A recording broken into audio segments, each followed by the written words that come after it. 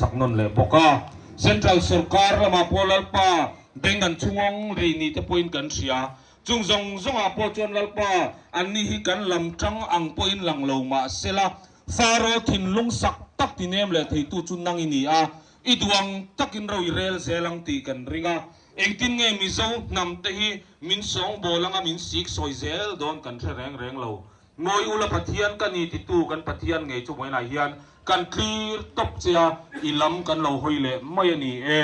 hoina hian lalpa manipur lama kan unaw te lungai taka ommek te mai baka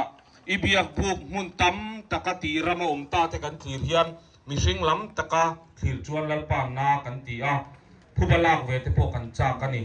khilai ibiak buk imi ten khamwan puina le chota kan hu na mun chuti taka suwa sama om na huna nge khian khomai takin iram khengnon le ro se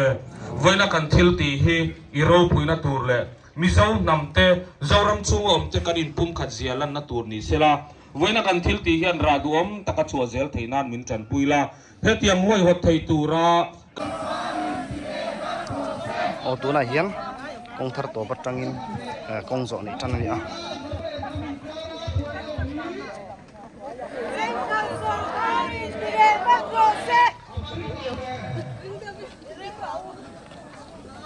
Halahi in tak kalau kutun hang. Kau tak lu kutun.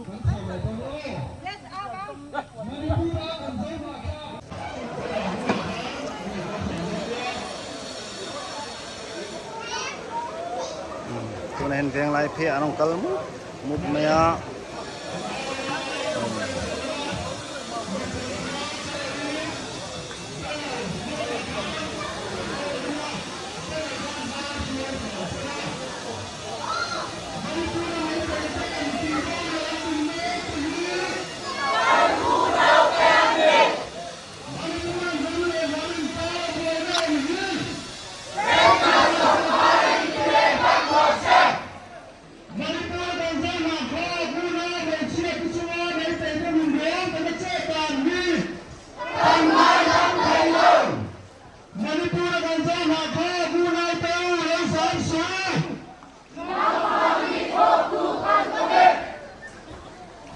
Nepui lam kha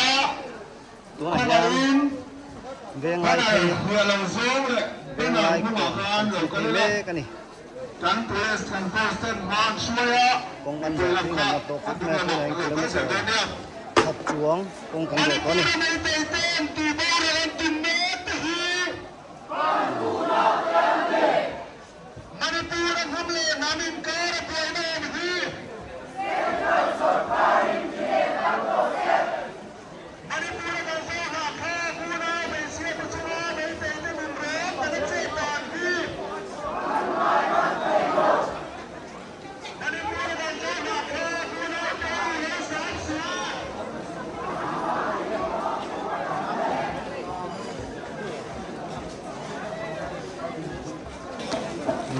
hian zaden veng ko he pek dum le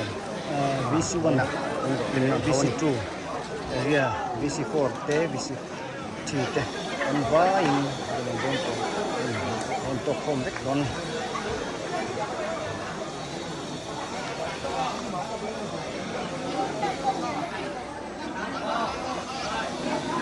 ken su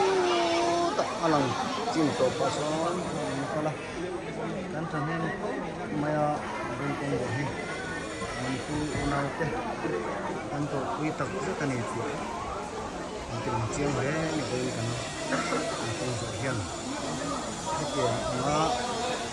không phù hợp nó cần rồi con cái chuyện nó còn có thực sự nó này chỗ này hiền chẳng rồi cái miếng và những cái dạ về ăn nữa dạ về liền ăn dạ về ai tấm mà in chỗ này hiền xin lỗi matay thấy baka ni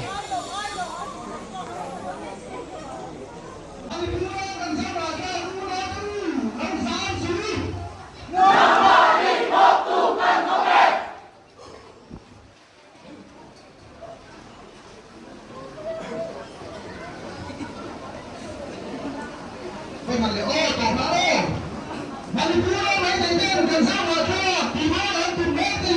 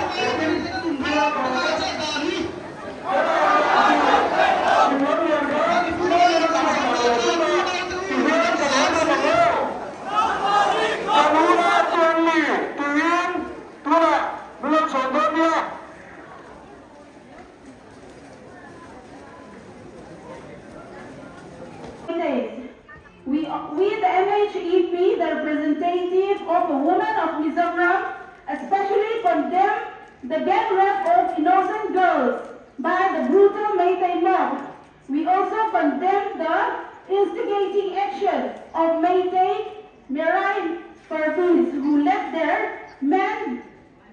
gang raping the Zokuki girls. We urge the authority to request the culprit and give them capital punishment. Palomia.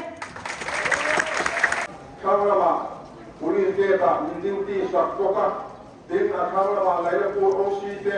Le Dole Osi, Linda Som, Atama, Kankongo, Token, Motor from Swan, Rigo, Turin, Kangena, Suma, Swan, Taitona, Motor, Anataka, Sungo, Soma, Portugal, Kansaya, then Shikul.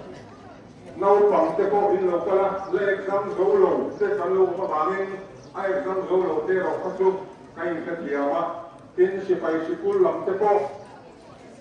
woi la ma kal tura an ti lain an komandan ne na ngen na kan siama si pai si kula le te tu so dong te ko wei ni ya la ya kong lo na te pula le sa ngara te ni non tu sa te don ali kecuali kan puan tuang kan zong nak unau te Manipur lama on te kan punya torin sum tolong kondona tu kan negen sana ang te ka torin dua anda lo insiang